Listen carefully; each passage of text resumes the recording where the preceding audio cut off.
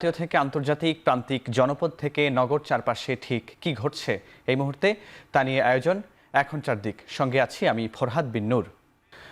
৫, ৯, ৬ মে দেশে ফিরবেন বিএনপির চেয়ারপারসন বেগম খালেদা জিয়া এবং বাংলাদেশ বিমান নয় কাতার আমিরের দেয়া বিশেষ এয়ার অ্যাম্বুলেন্সে দেশে ফিরবেন বিএনপির চেয়ারপারসন বেগম খালেদা জিয়া।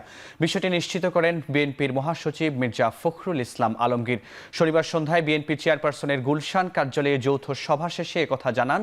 বলেন, যৌথ সভায় ঢাকা মহানগরের নেতৃবৃন্দের সাথে বসে শৃঙ্খলা বজায় রাখার নির্দেশনা দেওয়া হয়েছে। তবে তিনি ঠিক কয়টায় ঢাকায় পৌঁছাবেন সেটি এখনও নিশ্চিত নয়। তবে এয়ার অ্যাম্বুলেন্স পাওয়া নিয়ে অনিশ্চয়তা কেটে গেছে। বিমানবন্দর এলাকার যানজট এড়াতে জনসাধারণকে এলিভেটেড এক্সপ্রেসওয়ে ব্যবহারের অনুরোধ জানান মির্জা ফখরুল ইসলাম আলমগীর।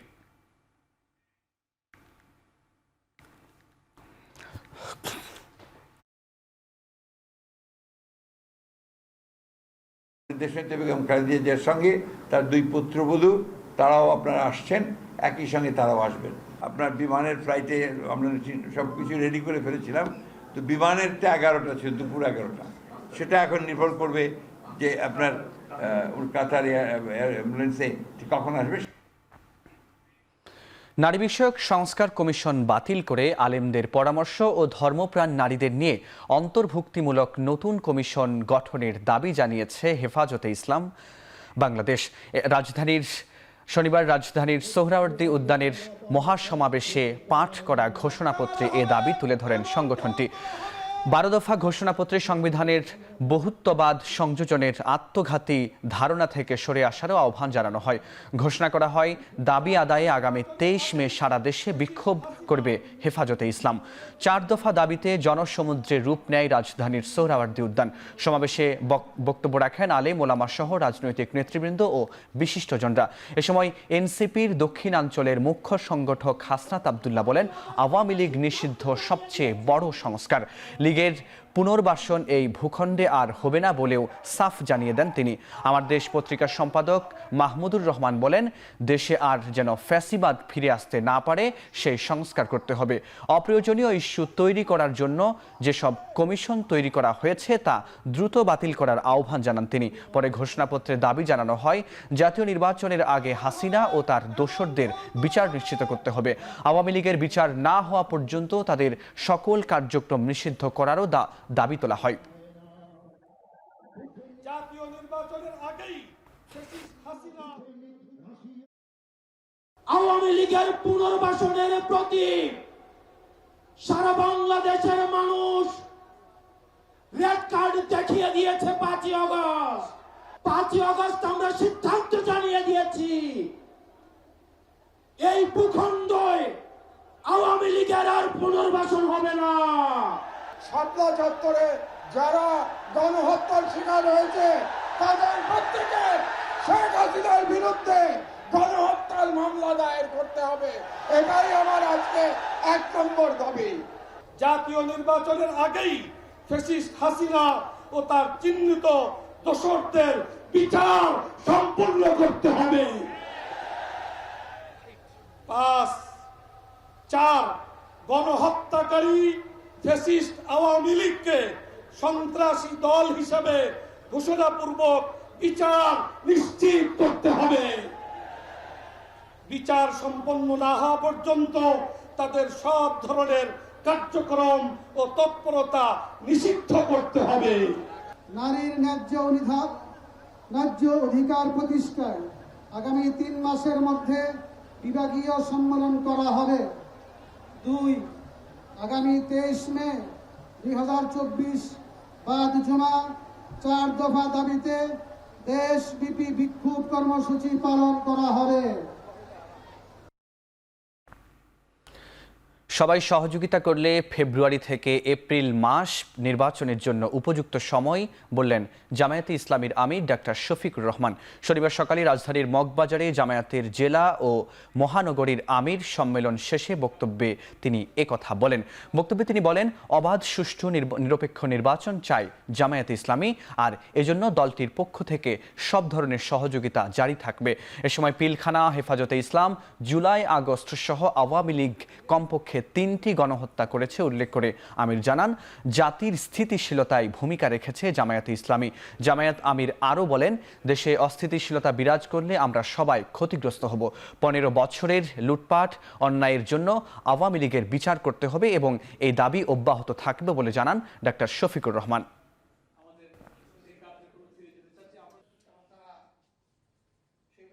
15.5 বৎসরের সময় জুড়ে যারা হত্যা, গণহত্যা, ধর্ষণ, খুন, লুণ্ঠন, অপহরণ করেছেন, জনগণের সম্পদ বিদেশে পাচার করেছেন, তাদেরও আমরা ন্যায্য বিচার দাবি করি। যদি অংশীজনেরা সবাই সেরকম সহযোগিতা করে, আমরা মনে করি সরকারের ঘোষিত সময়ের ভিতরে সংস্কার সাধন করে নির্বাচন সম্ভব। এর জন্য 2টি সময়কে আমরা উপযুক্ত মনে করি। একটি হচ্ছে ফেব্রুয়ারি মাস রোজা শুরু হওয়ার আগে, আরেকটি হচ্ছে যদি কোনো কারণে এই সময়ের ভিতরে সংস্কারগুলো এবং বিচারের দৃশ্যমান প্রক্রিয়া জনমনে আস্থা সৃষ্টির পর্যায়ে না আসে, তাহলে ম্যাক্সিমাম এপ্রিল পার হওয়া উচিত নয়। জাতীয় নির্বাচনের আগে স্থানীয় নির্বাচন না দেওয়ার প্রস্তাব দিয়েছে জাতীয়তাবাদী সমমনা জোট। এদিকে গণভোটের মাধ্যমে সংবিধান সংস্কারের প্রস্তাব দিয়েছে বাংলাদেশ সমাজতান্ত্রিক দলের নেতারা। এছাড়া রাজনৈতিক দলগুলোর মধ্যে মতপার্থক্য থাকলেও বৃহৎ স্বার্থে তারা ছাড় দিবে বলে আশা করে ঐক্যমত্য কমিশনের সহসভাপতি ডক্টর আলী রিয়াজ। শনিবার জাতীয় সংসদ ভবনের এলডি হলে জাতীয় ঐক্যমত্য কমিশনের বৈঠকে এসব কথা বলেন তারা। ঐক্যমত্য কমিশন জানায়, দেশের স্বার্থে রাজনৈতিক দলগুলো তাদের প্রস্তাবে ছাড় দিবে। বৈঠক শেষে জাতীয়তাবাদী সমমনা জোটের নেতারা জানায়, কমিশনের 166টি প্রস্তাবের মধ্যে 112টিতে একমত, 28টিতে আংশিক এবং একমত ও 26টি প্রস্তাবে একমত নয় তারা। জাতীয় নির্বাচন দেওয়ার আগে কোনোভাবেই স্থানীয় সরকার নির্বাচন না দেওয়ার প্রস্তাব তুলে ধরেন বৈঠকে। এদিকে বিকেলেই ঐক্যমত্য কমিশনের সঙ্গে বৈঠক করেন বাংলাদেশ সমাজতান্ত্রিক দলের 12 সদস্যের প্রতিনিধি দল। বৈঠক শেষে তারা জানান, নারী সংস্কার কমিশন বাতিল চাওয়া গণ অভ্যুত্থান পরিপন্থী। রাজনৈতিক দলগুলোর সঙ্গে আলোচনা শেষে জাতীয় সনদ তৈরি করতে 15 জুলাই পর্যন্ত সময় নির্ধারিত বলে জানায় জাতীয় ঐক্যমত্য কমিশন।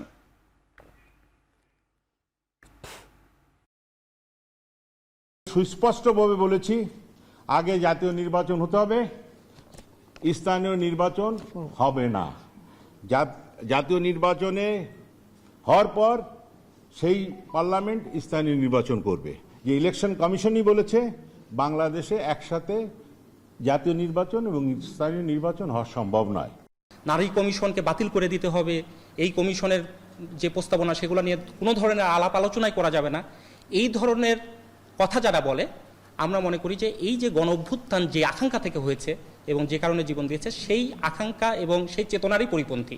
জাতীয় স্বার্থে রাষ্ট্র পুনর্গঠনের প্রশ্নে গণতান্ত্রিক ব্যবস্থা প্রতিষ্ঠার জন্যে প্রত্যেকেই যার যার অবস্থান থেকে যেমন কথা বলবেন, প্রত্যেকটি দল জোট তাদের অবস্থানের কিছুটা ছাড় দিতেও প্রস্তুত থাকবেন। সুনির্দিষ্ট এই 6 মাসের মধ্যেই আমরা চাই যেন আমরা একটি জাতীয় সনদ তৈরি করতে পারি। রাজনৈতিক দল এলডিপি ভাসানী অনুসারী পরিষদ থেকে গণ অধিকার পরিষদে যোগ দিলেন এক ঝাঁক নেতা। এছাড়াও যোগ দিয়েছেন সমাজের নানা শ্রেণী পেশার নাগরিক। শনিবার রাজধানীর ডিপ্লোমা ইঞ্জিনিয়ার্স ইনস্টিটিউটে আনুষ্ঠানিকভাবে হয় সহস্রাধিক সদস্যের এই যোগদান কর্মসূচি। যোগদান অনুষ্ঠানে উপস্থিত হয়ে নতুন সদস্যদের ফুল দিয়ে বরণ করে নেন দলটির সভাপতি নুরুল হক নূর। এ সময় তিনি বলেন, নতুন নেতৃত্বের প্রতি জনগণের আস্থা তৈরি হয়েছে, তা পূরণে আগামী নির্বাচনে 300 আসনে প্রার্থী দিয়ে জনগণের সামনে বিকল্প নতুন নেতৃত্ব হিসেবে হাজির হবে গণ অধিকার পরিষদ। এই মাসের দ্বিতীয় সপ্তাহের মধ্যে 100 প্রার্থীর তালিকা প্রকাশ করা হবে। এছাড়া অনুষ্ঠানে গণ অধিকার পরিষদের সাধারণ সম্পাদক মোহাম্মদ রাশেদ খান বলেন, 2021 সালে এই দলটির জন্ম না হলে 24-এর গণ অভ্যুত্থান হতো না। গণহত্যার বিচার, ঐক্যমত্যের ভিত্তিতে রাষ্ট্র সংস্কার সহ ডিসেম্বরের বিজয়ের মাসে নির্বাচন, গণ অধিকার পরিষদের এখন এই 3টি দাবি। আমরা সব সময় সংগ্রামের মধ্যেই ছিলাম। আমরা হাসিনার আমলে যেমনি ভাবে সংগ্রাম করেছি, এখনো পর্যন্ত গণহত্যার বিচার, আওয়ামী লীগকে নিষিদ্ধ করা এবং রাষ্ট্র সংস্কারের দাবিতে সংগ্রাম চালিয়ে যাচ্ছে। আমি তার কাছে প্রশ্ন করতে চাই, জনাব নাহিদ ইসলাম, আপনি যখন সরকারে ছিলেন, আপনি তো ডক্টর মোহাম্মদ ইউনূসের পরে সব থেকে প্রভাবশালী উপদেষ্টা ছিলেন। কারণ কি? কারণ আপনি গণ অভ্যুত্থানের মুখপাত্র ছিলেন। আপনার মেয়াদে কেন আওয়ামী লীগকে নিষিদ্ধ করা হলো না সেই প্রশ্ন আজকে করছি। কেন রাষ্ট্র সংস্কার করা হলো না? কেন গণহত্যার বিচারে আমরা অগ্রগতি দেখছি না? ছাত্র প্রতিনিধি হিসেবে এই সরকারে যাওয়ার পরে তাদের প্রথম এবং প্রধানতম দায়িত্ব হওয়া উচিত ছিল এই আহত আন্দোলনকারীদের সুচিকিৎসা নিশ্চিত করা, আহত এবং নিহতদের যথাযথ ক্ষতিপূরণ নিশ্চিত করা এবং আওয়ামী লীগের নিষিদ্ধ করার দাবিতে, গণহত্যার বিচারের দাবিতে সরকারের মধ্য থেকে একটা জোরালো প্রতিবাদ এবং প্রতিরোধ গড়ে তোলা। সর্বশেষ আহ্বান হচ্ছে আমাদেরকে মানুষের কাছে যেতে হবে, মানুষের কথা শুনতে হবে। প্রধান উপদেষ্টা ডক্টর ইউনূসের নির্বাচনী রোডম্যাপের উপর এবি পার্টি ভরসা রাখতে চায় বলে মন্তব্য করেছেন দলটির সাধারণ সম্পাদক ব্যারিস্টার আসাদুজ্জামান ফুয়াদ। শনিবার দুপুরে এবি পার্টির প্রতিষ্ঠা বার্ষিকী উপলক্ষে বরিশাল প্রেস ক্লাবে সংবাদ সম্মেলনে এ মন্তব্য করেন তিনি। অন্তর্বর্তী সরকার ডিসেম্বর থেকে জুনের মধ্যে নির্বাচনের যে ডেডলাইন দিয়েছে তা যৌক্তিক বলে উল্লেখ করেন তিনি। সংবাদ সম্মেলনে রাজনৈতিক দলগুলোর মধ্যে ভুল বোঝাবুঝি নিরসনে সংলাপের উপর গুরুত্ব আরোপ করেন ব্যারিস্টার ফুয়াদ। এ সময় দেশে বিদেশে বাংলাদেশের শত্রুরা সক্রিয় উল্লেখ করে মানবিক করিডোরের বিষয়ে শঙ্কা প্রকাশ করেন। বাংলাদেশ যেন পরাশক্তির দেশগুলোর খেলার ফুটবল না হয় সে বিষয়ে সতর্ক রাখারও কথাও জানান তিনি। এর আগে এবি পার্টির পঞ্চম প্রতিষ্ঠা বার্ষিকী উপলক্ষে বরিশাল নগরীতে বর্ণাঢ্য র্যালির আয়োজন করা হয়, যা নগরীর গুরুত্বপূর্ণ সড়ক প্রদক্ষিণ করে পরে প্রেস ক্লাবে এসে শেষ হয়।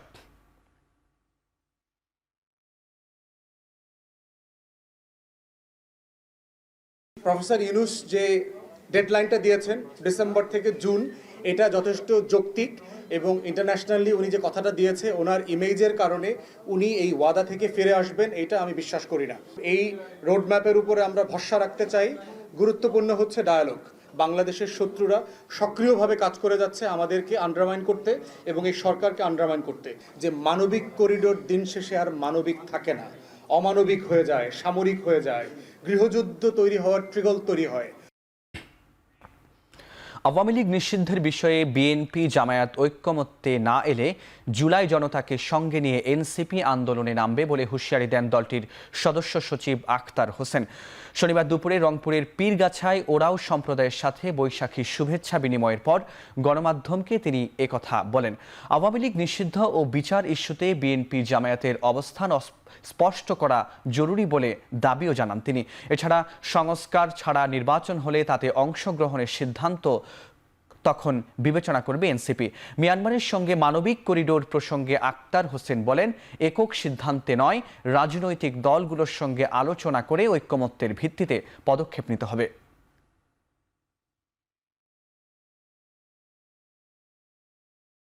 বিএনপি, জামাত বা অন্যান্য যে রাজনৈতিক দলগুলো আছে তাদের কাছে আহ্বান রাখবো যে আওয়ামী লীগ প্রশ্নকে মীমাংসা করতে হলে বাংলাদেশে যে রাজনৈতিক ঐক্যমত্য দরকার, জুলাইতে যে ঐক্যমত্যের মধ্য দিয়ে আমরা আন্দোলন পরিচালনা করেছি সেই ঐক্যমত্যকে একটা স্বীকৃতি দিতে হলে জুলাই চার্টারে রাজনৈতিক ঐক্যমত্যের মধ্য দিয়ে আওয়ামী লীগ নিষিদ্ধের কথা উল্লেখ থাকতে হবে।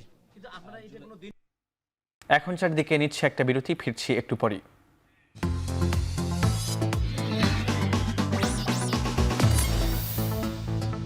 এলাম বিরতির পর, আপনারা দেখছেন এখন চারদিক। অন্তর্বর্তী সরকার স্থায়ী সরকার হতে পারে না বলে মন্তব্য করেছেন বিএনপির স্থায়ী কমিটির সদস্য ডক্টর আব্দুল মঈন খান। শনিবার বিকেলে নরসিংদীর পলাশ বাসস্ট্যান্ড শ্রমিক জনতার সমাবেশে মন্তব্য করেন তিনি। জনসভায় তিনি আরও বলেন, দেশের মানুষ যেমন অন্তর্বর্তী সরকারের উপর আস্থা রেখেছে, সরকারকেও সেই আস্থার প্রতি সম্মান দেখাতে হবে। এছাড়া মৌলিক অধিকার ও গণতন্ত্র ফেরানোর জন্য সুষ্ঠু নির্বাচনের দাবি জানান তিনি। শ্রমিক দল আয়োজিত এই সমাবেশে বিএনপির বিভিন্ন অঙ্গ সংগঠনের উপজেলা ও ইউনিয়নের নেতাকর্মীরা উপস্থিত ছিলেন।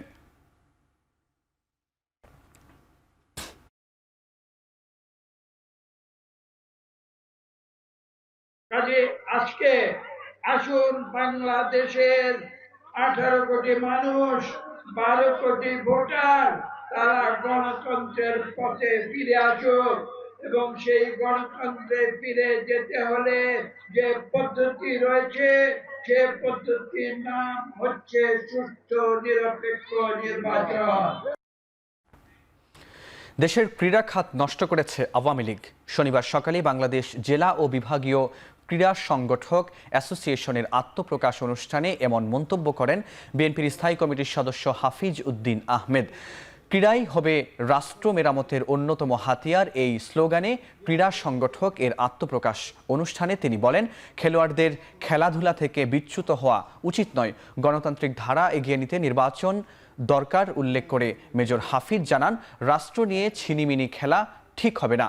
মানবিক করিডোর নিয়ে দেশের মানুষ উদ্বিগ্ন। একই অনুষ্ঠানে ঢাকা সিটি কর্পোরেশনের নবনির্বাচিত মেয়র ইশরাক হোসেন বলেন, সামনের দিনে দেশের ক্রীড়াঙ্গন আরও এগিয়ে যাবে।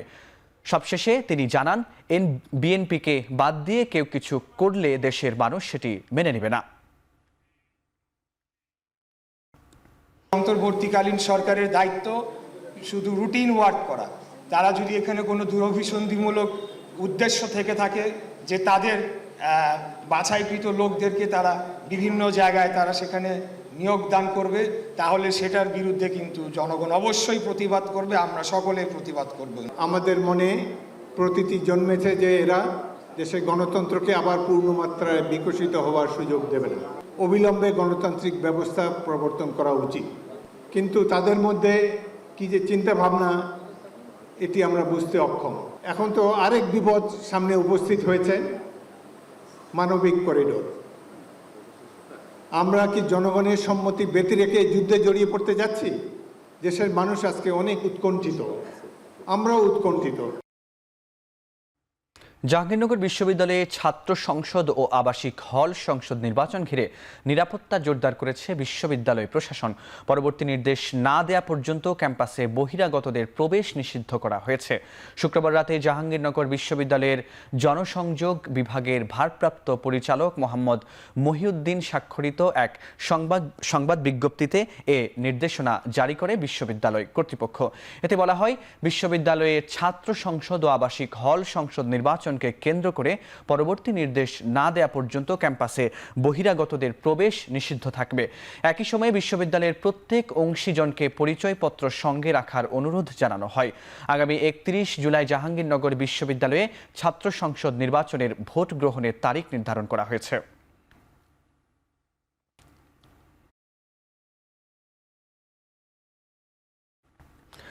বুয়েট ছাত্র আবরার ফাহাদ হত্যা মামলায় 20 জনের মৃত্যুদণ্ড ও 5 জনের যাবজ্জীবন কারাদণ্ডের পূর্ণাঙ্গ রায় প্রকাশ করেছেন হাইকোর্ট। সুপ্রিম কোর্টের ওয়েবসাইটে 131 পৃষ্ঠার পূর্ণাঙ্গ রায় দেওয়া হয়েছে। এর আগে গেল 16 মার্চ বিচারপতি AKM আসাদুজ্জামান ও বিচারপতি সৈয়দ এনায়েত হোসেনের সমন্বয়ে হাইকোর্ট বেঞ্চ আসামিদের ডেথ রেফারেন্স আপিল ও জেল আপিলের ওপর শুনানি শেষে এ রায় ঘোষণা করেন। 2019 সালের 6 অক্টোবর বুয়েটের শেরেবাংলা হলে নির্মমভাবে পিটিয়ে হত্যা করা হয় তড়িৎ ও ইলেকট্রনিক প্রকৌশল বিভাগের 2য় বর্ষের ছাত্র আবরার ফাহাদকে।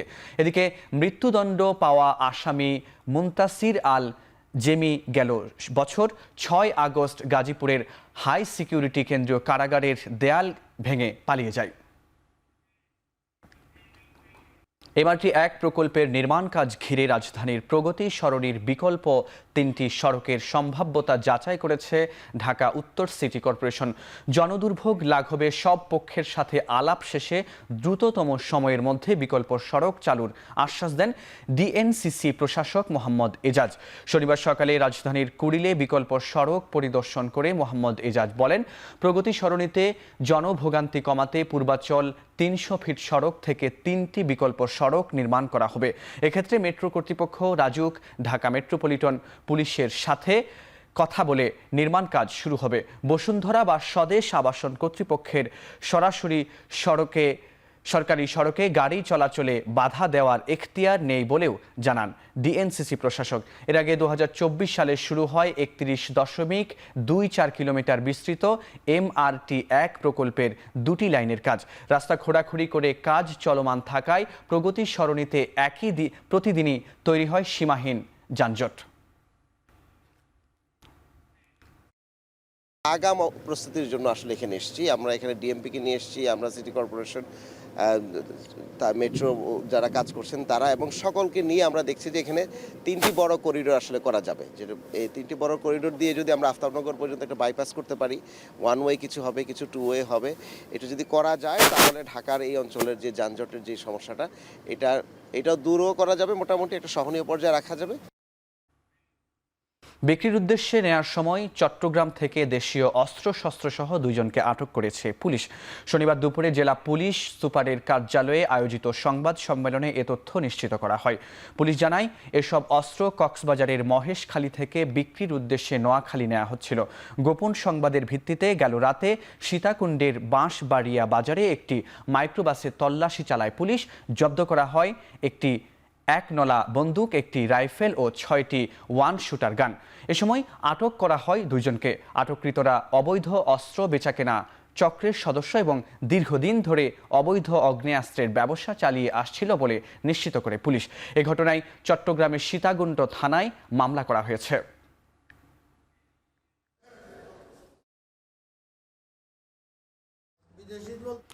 ফায়ার সার্ভিসের 6টি ইউনিটের প্রায় 2 ঘন্টার চেষ্টায় নিয়ন্ত্রণে এনেছে গাজীপুরের কোনাবাড়িতে ঝুট গুদামে লাগা আগুন। তবে এর আগে পুড়ে গেছে অন্তত 20টি গুদাম ও 2টি সুতা কারখানা। এর আগে শনিবার দুপুর 12:15টার দিকে একটি তুলার গুদামে আগুন লাগে।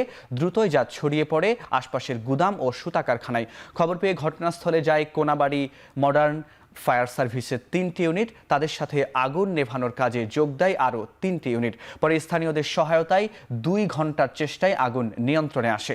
তবে এখন পর্যন্ত আগুন লাগার কারণ জানাতে পারেনি ফায়ার সার্ভিস। ভয়াবহ এই আগুনে হতাহতের ঘটনা না ঘটলেও কয়েক কোটি টাকার ক্ষতি হয়েছে বলে দাবি করছেন ব্যবসায়ীরা।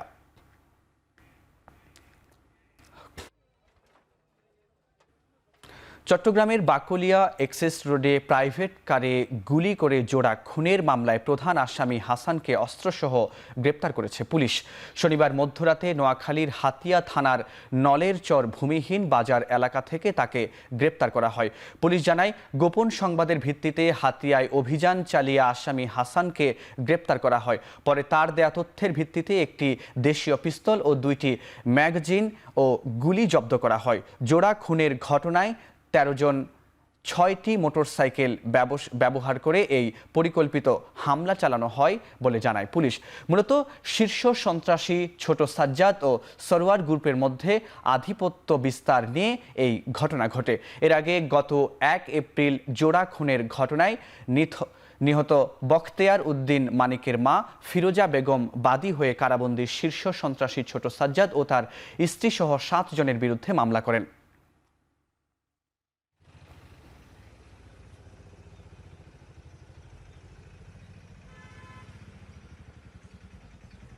তিস্তা নদী ঘিরে মহাপরিকল্পনা বাস্তবায়নে অন্তর্বর্তী সরকার গুরুত্ব না দিলে রংপুরের মানুষ লাগাতার কর্মসূচিতে যাবে বলে হুঁশিয়ারি দিয়েছেন তিস্তা নদী রক্ষা আন্দোলনের প্রধান সমন্বয়কারী ও বিএনপি নেতা আসাদুল হাবিব দুলু। শনিবার সকালে তিস্তা মহাপরিকল্পনা বাস্তবায়নের দাবিতে গণপদযাত্রা কর্মসূচি ঘোষণা করে এসব কথা বলেন তিনি। বক্তব্যে উঠে আসে ভাঙ্গন বন্যায় তিস্তার ক্ষয়ক্ষতি, প্রধান উপদেষ্টার সদ্য সমাপ্ত চীন সফর ও তিস্তা মহাপরিকল্পনা ঘিরে পাওয়ার চায়নার তৎপরতার বিষয়গুলো। আসাদুল হাবিব দুলু বলেন, চীনের সঙ্গে দফায় দফায় বৈঠকের পরও তিস্তা ঘিরে সুনির্দিষ্ট কোনো রূপরেখা মিলছে না। তাই আশাহত তিস্তা পাড়ের মানুষ। ভূরাজনৈতিক দোহাই দিয়ে তিস্তা নদী ঘিরে মহাপরিকল্পনা বাস্তবায়নে বিলম্ব হলে মানুষের মনে সরকারের সদিচ্ছা নিয়ে সংশয় সৃষ্টি হবে বলেও জানান তিস্তা নদী রক্ষা আন্দোলনের প্রধান সমন্বয়কারী।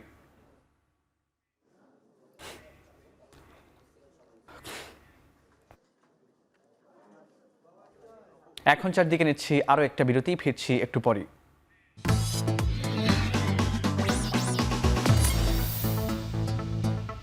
বিরতির পর ফিরে এলাম আবারও। আপনারা দেখছেন এখন চারদিক। নানা আয়োজনের মধ্য দিয়ে দিনাজপুরের বিরামপুরে উদযাপিত হয়েছে বিশ্ব মুক্ত গণমাধ্যম দিবস। সাহসী নতুন বিশ্বে প্রতিবেদন ও স্বাধীন গণমাধ্যমের উপর কৃত্রিম বুদ্ধিমত্তার প্রভাব, এই প্রতিপাদ্য সামনে রেখে দিবসটি পালিত হয়েছে। দিনটি উপলক্ষে শনিবার বেলা 11:30টায় বর্ণাঢ্য শোভাযাত্রার আয়োজন করে বাংলাদেশ গ্রাজুয়েট জার্নালিস্ট অ্যাসোসিয়েশন। শহরের ঢাকা মোড় এলাকা থেকে শোভাযাত্রাটি বের হয়ে প্রধান সড়ক ঘুরে একই স্থানে গিয়ে শেষ হয়।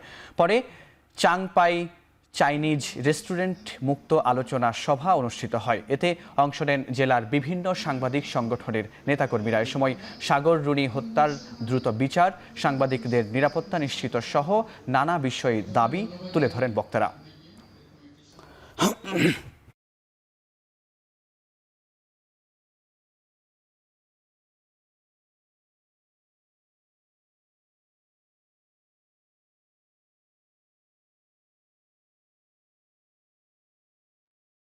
বরিশালে ইসলামী আন্দোলন বাংলাদেশের প্রেস কনফারেন্স সভা করতে গেলে এক নারী সাংবাদিককে বের করে দেওয়ার অভিযোগ উঠেছে।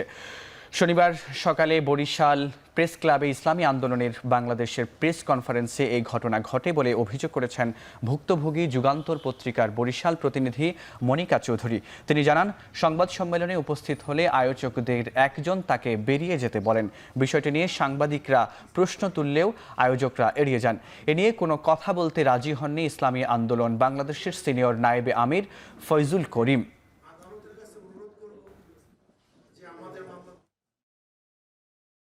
সে যেহেতু পেশাগত কাজে এখানে এসেছে, তার সংবাদ সংগ্রহ, আমি একজন মুসলমান, সেখানে আপনি কিভাবে সমাধান করবেন?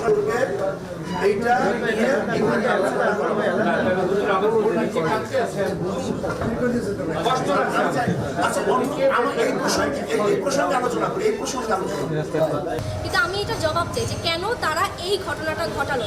তার মানে কি দাঁড়ালো যে আমাদের বাংলাদেশে যত নারী সাংবাদিক আছে তারা শুধুমাত্র নারী বলে বিভিন্ন প্রোগ্রাম থেকে তাদেরকে বের করে দেওয়া হবে? জেলা প্রশাসনের তত্ত্বাবধানে এবং স্থানীয় স্বেচ্ছাসেবী সংগঠনের সহায়তায় পিরোজপুরের খাল খনন ও অবৈধ স্থাপনা উচ্ছেদ কার্যক্রম শুরু হয়েছে। জেলা প্রশাসক জানান, ভাড়ানি খালের দুই পাড়ে গড়ে উঠেছিল বেশ কিছু অবৈধ স্থাপনা, যার প্রভাবে খালের স্বাভাবিক প্রবাহ বাধাগ্রস্ত হওয়ার পাশাপাশি বর্ষা মৌসুমে সৃষ্টি হয় জলাবদ্ধতা। তাই খালের স্বাভাবিক প্রবাহ ফেরাতে খালের দুই পাশের বেশ কয়েকটি অবৈধ স্থাপনা ভেঙে ফেলা হয়েছে। উচ্ছেদের বিষয়ে প্রশাসনের পক্ষ থেকে আগেই নোটিশ দেওয়া হয়েছিল বলেও জানান তিনি।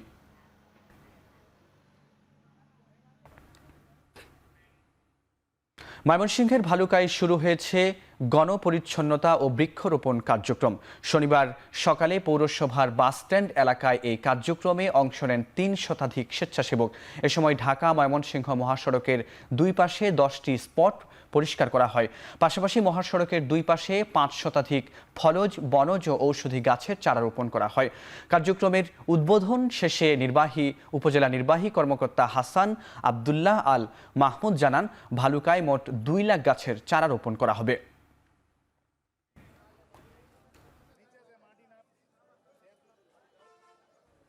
কুষ্টিয়ায় শিশু সিয়ামকে হত্যা চেষ্টার অভিযুক্তদের গ্রেপ্তারের দাবিতে বিক্ষোভ ও মানববন্ধন করেছেন এলাকাবাসী। শনিবার দুপুরে মানববন্ধনে অংশগ্রহণ করেন শিক্ষার্থী সহ এলাকার কয়েকশো নারী পুরুষ। স্থানীয়রা বলেন, গত ২৬ এপ্রিল প্রতিবেশীর বাসায় আম পাড়তে গেলে সিয়ামকে পিটিয়ে গুরুতর জখম হয়। পরবর্তীতে তাকে হাসপাতালে ভর্তি করা হয়। বর্তমানে তার অবস্থা বেশ আশঙ্কাজনক। তাই হামলাকারীদের দ্রুত গ্রেপ্তার করে শাস্তির আওতায় আনার দাবি জানান তারা।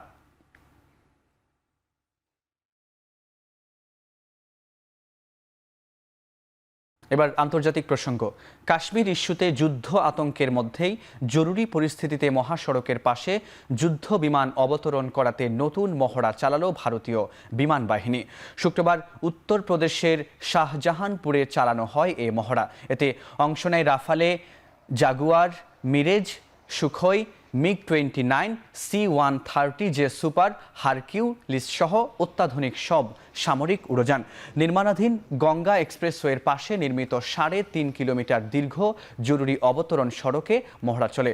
ভারতের একমাত্র মহাসড়ক সংলগ্ন বিমান ঘাঁটি এটি, যেখানে রাতের আধারেও যুদ্ধ বিমান অবতরণ করতে পারবে।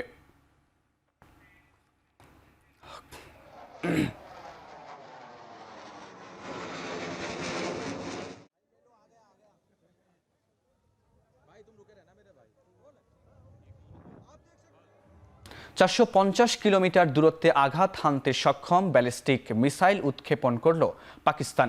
ইন্দুস মহড়ার অংশ হিসেবে এ মহড়া চালানো হয় বলে জানিয়েছে পাকিস্তানি সেনাবাহিনী। সামরিক প্রশিক্ষণের অংশ হিসেবে শনিবার আবদালি ওয়েপন সিস্টেমের সফল পরীক্ষা চালায় সেনাবাহিনী। বলা হচ্ছে এটি কৌশলগত ballistic missile, surface two surface অর্থাৎ ভূপৃষ্ঠ ও জলপথ থেকে উড্ডয়নে সক্ষম এই ক্ষেপণাস্ত্র ডাঙা ও সমুদ্রে যে কোনো লক্ষ্যে আঘাত হানতে সক্ষম। অ্যাডভান্স নেভিগেশন সিস্টেম সহ অত্যাধুনিক সব প্রযুক্তি আছে এতে। ভারতের সাথে যুদ্ধের সংখ্যা বাড়াতে থাকার মধ্যেই এর আগে তিল্লা ফায়ারিং রেঞ্জে মহড়া চালায় পাকিস্তানের সেনাবাহিনী।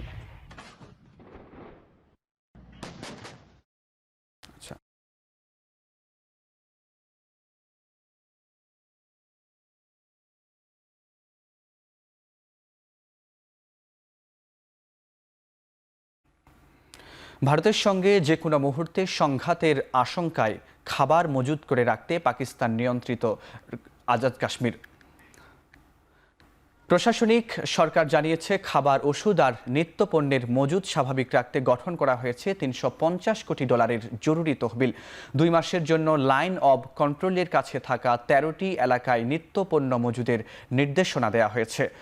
মুজাফফরবাদে ভারত বিরোধী র্যালিতে পাকিস্তান নিয়ন্ত্রিত কাশ্মীরের রাজনীতিবিদদের জোটবদ্ধ হওয়ার আহ্বান জানানো হয়। পেহেলগামে হামলায় 26 ভারতীয় নিহতের ঘটনায় পাকিস্তানকে দায়ী করে আসছে ভারত। সীমান্তে নিয়ন্ত্রণ রেখার ওপার থেকে এপারে উত্তেজনা পৌঁছেছে চরমে।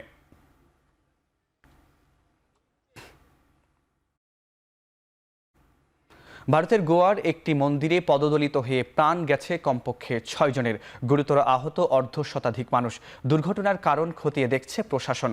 শুক্রবার শিরগাঁও মন্দিরে বার্ষিক লাইরাই দেবী যাত্রার বিশাল ধর্মীয় জনসমাবেশে চলাকালে হঠাৎ আতঙ্কিত হয়ে মানুষ ছুটোছুটি শুরু করলে এই দুর্ঘটনা ঘটে। একনল হ্যান্ড ওয়াশ 100% প্যারাবেন ফ্রি, তাই নিরাপদ হাতের জন্য আস্থা রাখুন একনলে। জরুরি সেবা ও পুলিশ সদস্যরা দ্রুত ঘটনাস্থলে পৌঁছালে শুরু হয় উদ্ধার কাজ।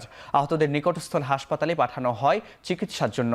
গোয়ার মুখ্যমন্ত্রী প্রমোদ সাউয়ান্ত হাসপাতাল পরিদর্শন ও আহতদের সাথে সাক্ষাৎ করেছেন। ধারণা করা হচ্ছে মন্দির এলাকায় ধারণ ক্ষমতার অতিরিক্ত মানুষের ভিড় এবং ভিড় সামলানোর মতো যথাযথ পদক্ষেপ না নেওয়ায় তৈরি হয় এই পরিস্থিতি।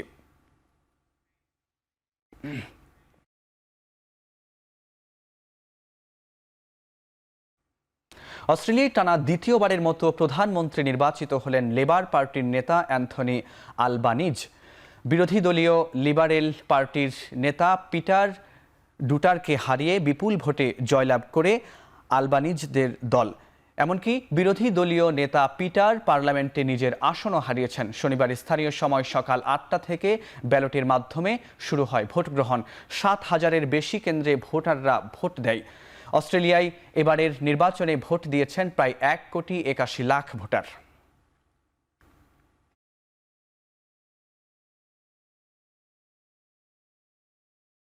স্মরণকালের ভয়াবহ হুমকির মধ্যে আছে কানাডা। যুক্তরাষ্ট্রের শুল্কারোপ ইস্যুতে কেন্দ্র করে নির্বাচনে জিতে প্রথম সংবাদ সম্মেলনে এই মন্তব্য করেছেন কানাডার প্রধানমন্ত্রী মার্ক কার্নি। বলেন, কানাডার অর্থনীতিতে এই শুল্কারোপের অনেক বড় প্রভাব পড়বে। কানাডাকে দুর্বল করতেই ডোনাল্ড ট্রাম্প এই উপায় বের করেছেন, যেন কানাডা যুক্তরাজ্যের 51তম অঙ্গরাজ্য হয়ে যায়। ডোনাল্ড ট্রাম্পের আমদানি শুল্কের কারণে যুক্তরাষ্ট্রের উত্তরে অবস্থিত প্রতিবেশী দেশটির অর্থনীতিতে বড় সড় ধাক্কা লেগেছে। নতুন প্রধানমন্ত্রী মার্ক কার্নি ডোনাল্ড ট্রাম্পের সঙ্গে আলোচনায় বসে সমস্যার সমাধান করবেন, এমনটাই প্রত্যাশা সাধারণ কানাডিয়ানদের।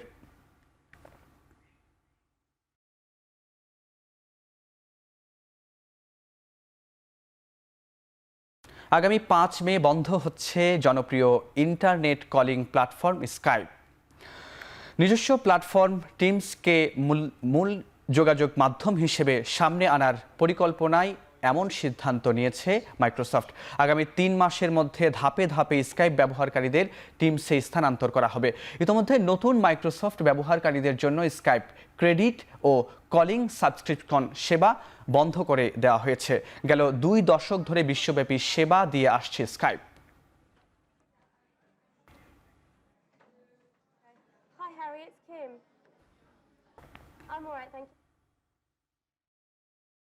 এখন চারদিকে নিচ্ছি আরও একটা বিরতি, ফিরছি একটু পরে।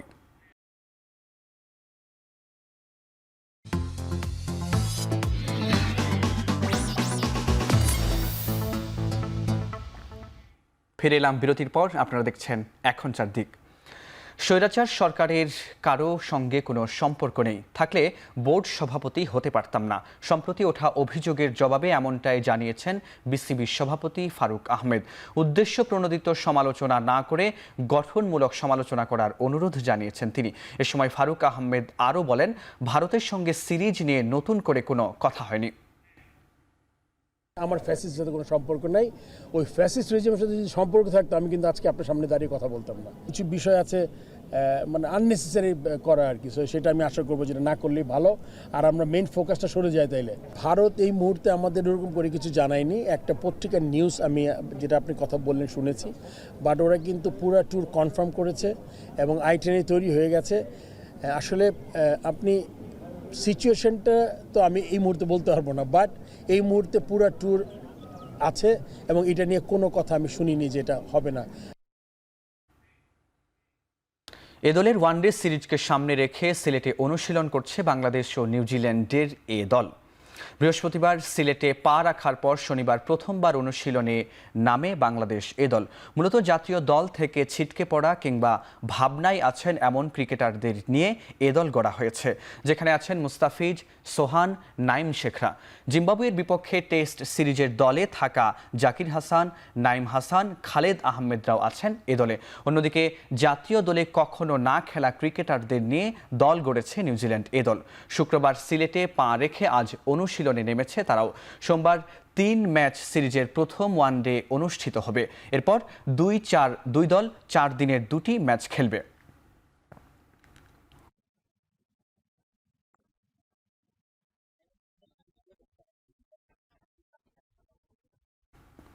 দু 2015 থেকে 2029 চক্রে 16তম দেশ হিসেবে আইসিসি নারী ক্রিকেট ওয়ানডে স্ট্যাটাস পেল সংযুক্ত আরব আমিরাত। মূলত পারফরমেন্সের ভিত্তিতে এই স্ট্যাটাস পেল আরব আমিরাত। নারী ক্রিকেটে ওয়ানডে মর্যাদা পাওয়া 5টি সহযোগী দেশ হচ্ছে Thailand, Scotland, Papua New Guinea, Netherlands ও আরব আমিরাত। নারী বিশ্বকাপে বাছাইয়ে উত্তীর্ণ হওয়া 11 ও 12তম দল হিসেবে ওয়ানডে মর্যাদা ধরে রেখেছে তারা। আর 13 ও 15 নম্বরে থাকা পাপুয়া নিউগিনি ও নেদারল্যান্ডস এই মর্যাদা পেয়েছে তাদের টি20 র্যাঙ্কিং এর ভিত্তিতে। সাধারণত ওয়ানডে স্ট্যাটাস পেতে ন্যূনতম 8টি ম্যাচ খেলার পাশাপাশি র্যাঙ্কিংয়েও উন্নতি করতে হয়।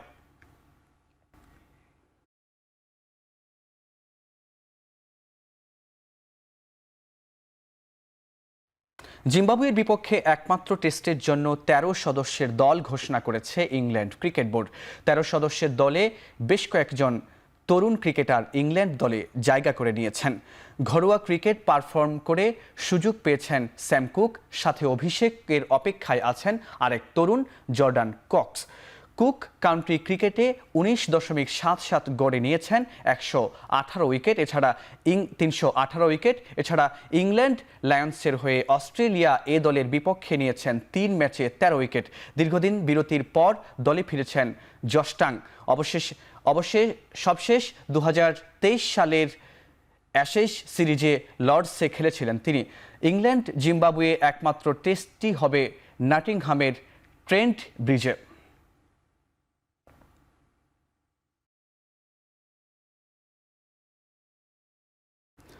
ইংল্যান্ড ও ওয়েলস ক্রিকেট বোর্ড মেয়েদের ক্রিকেটে অংশগ্রহণের নীতিমালায় বড় পরিবর্তন এনেছে। ফলে এখন থেকে শুধুমাত্র জন্মগত নারীরাই ক্রিকেট খেলতে পারবেন। এই সিদ্ধান্তের মাধ্যমে ট্রান্সজেন্ডার নারীদের জন্য ক্রিকেটের দরজা কার্যত বন্ধ হয়ে গেল। যুক্তরাজ্যের সুপ্রিম কোর্টের এক ঐতিহাসিক রায়ের পর এই নীতিগত পরিবর্তন আনল ইসিবি। বোর্ড বিবৃতি জানিয়েছে, তারা সবসময় ক্রিকেটকে নিরাপদ, আনন্দদায়ক এবং সবার জন্য মঙ্গলজনক রাখতে চায়। ন্যায্য প্রতিযোগিতা ও ভারসাম্য রক্ষার্থে এই সিদ্ধান্ত অপরিহার্য ছিল। নতুন নীতিমালা অনুযায়ী ট্রান্সজেন্ডার নারীরা এখন থেকে শুধু ওপেন ও মিশ্র বিভাগে খেলার সুযোগ পাবেন। এর আগে তারা নারী তৃতীয় স্তরের ঘরোয়া লিগেও অংশ নিতে পারবেন।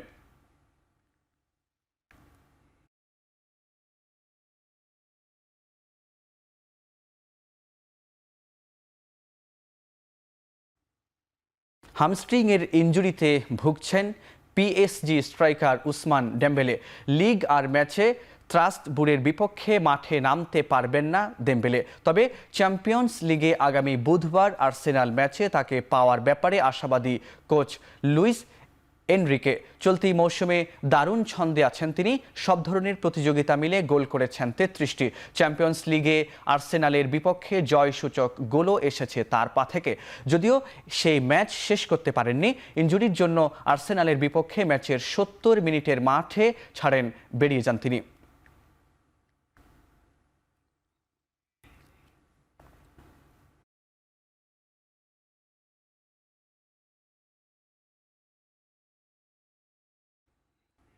শেষ করছি এখন চারদিক। এখন টেলিভিশন ওয়েবসাইটে দেখতে ভিজিট করুন www.এখন.tv। এছাড়া ফেসবুকে দেখতে ভিজিট করুন facebook.com/tv.এখন এবং ইউটিউবে দেখতে ভিজিট করুন youtube.com/এখন tv।